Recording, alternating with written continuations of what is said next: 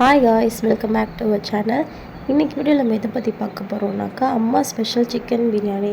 அம்மா வந்து சிக்கன் பிரியாணி எப்படி செய்வாங்க அதை பற்றி அந்த வீடியோவில் பார்க்க போகிறோம் டீட்டெயிலாக. கண்டிப்பாக அந்த ரெசிபீஸ் வந்து பார்த்திங்கன்னா பிகினர்ஸ்க்கு ரொம்பவே யூஸ்ஃபுல்லாக இருக்கும். டேஸ்ட் வந்து அட்டகாசமாக இருக்கும். கண்டிப்பாக ட்ரை பண்ணி பாருங்கள். சரி வாங்க ரெசிபிக்குள்ளே போகலாம்.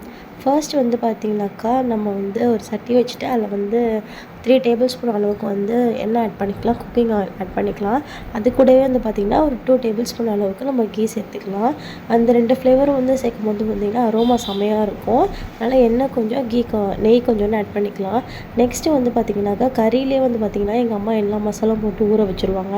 அது என்னென்னு பார்க்கலாம். இந்த கறியில் என்னென்ன மசாலா ஆட் பண்ணியிருக்காங்கன்னு பார்த்தீங்கன்னாக்கா இஞ்சி பூண்டோட வந்து பார்த்திங்கன்னா கொஞ்சமாக மிளகு சீரகம் தேங்காய் வந்து அரைச்சி அந்த பேஸ்ட் வந்து ஆட் பண்ணியிருக்காங்க. அதுக்கப்புறம் இதுக்கு தேவையான அளவு வந்து பார்த்திங்கனாக்கா மிளகாத்தூள், மஞ்சத்தூள், அதுக்கப்புறம் வந்து பார்த்திங்கனாக்கா தயிர், நல்லெண்ணெய் எல்லாத்தையும் சேர்த்து நல்லா மிக்ஸ் பண்ணி ஒரு 1 hour கிட்ட ஊற விட்டுருவாங்க. அதுக்கப்புறம் தான் வந்து பார்த்திங்கனாக்கா நம்ம வந்து சட்டியை வைக்க ஆரம்பிப்போம். நம்ம முன்னாடியே சொன்ன மாதிரி பார்த்திங்கனாக்கா எண்ணெயும் நெய்யும் சேர்த்துட்டு நல்லா கொதிச்சதுக்கப்புறம் நம்ம பிரியாணிக்கு தேவையான எல்லாமே வந்து ஆட் பண்ணிக்கலாம். பிரியாணி இலை, பட்டை, லவங்கம், கிராம்பு, ஏலக்காய் எல்லாத்தையும் போட்டதுக்கப்புறம் வந்து பார்த்திங்கனாக்கா நம்ம வந்து நைஸாக ஸ்லைஸ் பண்ணி வச்சுருக்க வந்து வெங்காயத்தை வந்து நல்லா வதக்கி எடுத்துப்போம். இது பிரியாணிக்கு வந்து பார்த்திங்கன்னா வெங்காயம் தக்காளி வந்து நல்லா வதங்கினா தான் டேஸ்ட் வந்து எக்ஸலண்ட்டாக வரும். நல்லா வதக்கி எடுத்துக்கலாம். இப்போ பார்த்திங்கன்னா வெங்காயம் வந்து நல்லா வதங்கிடுச்சு. நெக்ஸ்ட் வந்து அதில் வந்து 2 கீர்னை வந்து பச்சை மிளகாய் ஆட் பண்ணி அது கூடவே நைஸாக ஸ்லைஸ் பண்ணி வச்சுருக்கேன். நம்ம வந்து டொமேட்டோவும் நல்லா வதக்கி எடுத்துக்கலாம். இது ரெண்டுமே நல்லா வதங்கி வரணும்.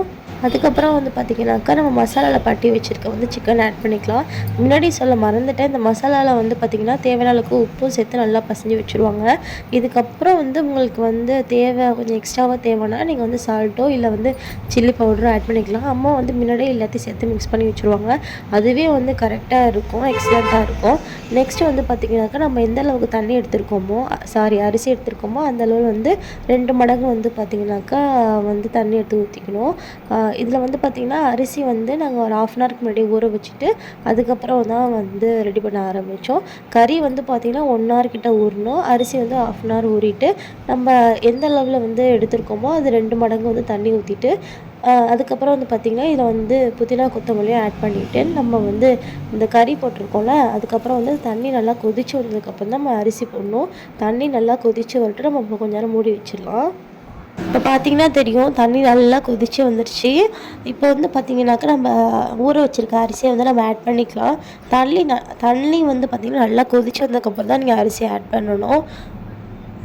உங்களுக்கு அந்த தண்ணியிலே பார்த்தா தெரியும் எண்ணெய் தனியாக பிரிஞ்சு வந்திருக்கு. அந்த மாதிரி ஸ்டேஜில் தான் வந்து பார்த்திங்கன்னா நீங்கள் அரிசி ஆட் பண்ணணும். நல்லா வந்து தண்ணி வந்து கொதிக்க விட்ருங்க. நல்லா ஒரு கொதி விட்டதுக்கப்புறம் வந்து பார்த்திங்கன்னா நெக்ஸ்ட்டு வந்து பார்த்திங்கனாக்கா ஒரு பாதி லெமன் வந்து நம்ம பிழிஞ்சு விட்டுடலாம். கடைசியாக பிழிஞ்சிட்டு அப்புறம் திரும்பவும் வந்து பார்த்திங்கன்னா கொஞ்சமாக வந்து கொத்தமல்லி புதினா ஆட் பண்ணிவிட்டு நம்ம வந்து தம் போட்டுடலாம்.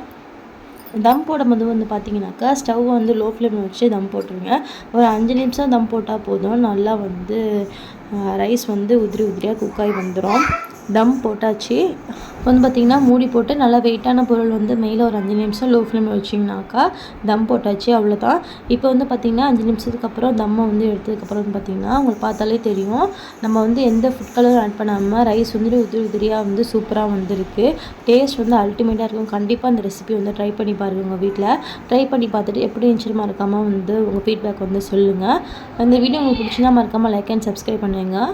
உங்கள் ஃப்ரெண்ட்ஸ் அண்ட் ஃபேமிலிக்கும் ஷேர் பண்ணுங்கள். நெக்ஸ்ட் வீடியோவில் பார்க்கலாம். பாய்.